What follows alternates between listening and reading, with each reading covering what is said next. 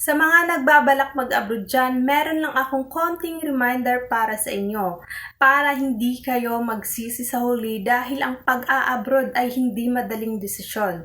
Hope na panoorin niyo itong aking video para maihanda niyo ang inyong sarili bago kayo mag-abroad para sa mga pwedeng mangyari habang nandito kayo sa ibang bansa.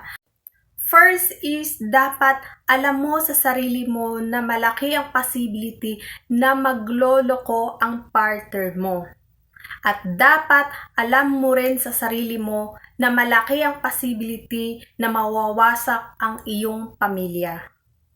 Aminin man natin o hindi, sa 100 na nag-a-abroad, 70% dito ay nawawasak at 30% lang ang buo pa rin ng pamilya pag galing abroad. So dapat ngayon pa lang, ihanda mo na ang iyong sarili at pag-isipan mo mabuti. Dapat aware ka dito. Second is, dapat tanggap mo sa sarili mo na marami kang okasyon na hindi madadaluhan. At maraming masasayang alaala na hindi mo masasaksihan. Dahil nga, nandito ka sa ibang bansa. Pangatlo, dapat aware ka dito na pwedeng marami kang kamag-anak o kaibigan na magagalit o magtatampo sa'yo. Dahil sa hindi mo sila napagbigyan nung umutang o humingi sila sa'yo ng pabor o ng pinansyal. So dapat aware ka.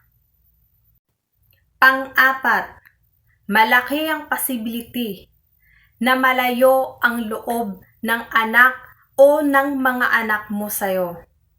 Dahil nga sa mga panahon na wala ka sa tabi nila. Dahil nga hindi mo sila naaalagaan.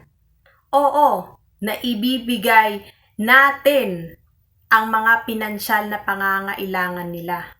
Pero, aminin man natin o sa hindi, iba pa rin yung presence natin. Iba pa rin pag naaalagaan natin sila. At ang masakit pa dito ay pwede silang mapariwara habang nandito ka sa ibang bansa. Dahil nga hindi natin sila nagagabayan. Ito yung mahirap bilang isang OFW. Yung akala natin, kaya natin pinili ang mangibang bansa para maibigay natin ang magandang kinabukasan nila. Pero ang ending is napariwara sila dahil hindi natin sila nagagabayan. Panglima, dapat alam mo kung paano labanan ang homesick. Dahil sa mga OFW, ang homesick ang pinakamahirap na kalaban. Dahil kapag bumigay ang utak mo, wala na. Tapos na ang iyong mga pangarap. Gusto ko lang i-share sa inyo, meron nga akong isang kabatchmate. 2 buwan lang siya dito sa ibang bansa. Hindi niya nakayanan ang homesick, bumigay yung utak niya. Kaya umuwi siya sa Pinas, pinauwi siya sa Pinas nang wala na sa sarili. 'Di ba? Yan yung mahirap na nangarap ka tapos ang ending wala din. So sa mga nagbabalak mag-abroad dyan, isipin nyo to lahat. Pag-isipan nyo mabuti. At meron din pala akong huling reminder sa inyo. Huwag na huwag kayong papatol sa ibang lahi o sino man dito sa ibang bansa. Dahil wala tayo sa Pinas. Nandito tayo sa ibang bansa para magtrabaho. Siguro napapanood nyo naman yung mga balita kung ano ang mga nangyayari. At dapat alam nyo kung ano ang kaparusahan kapag pumatol kayo dito sa ibang bansa at nalaman na meron kayong pamilya dyan sa Pinas.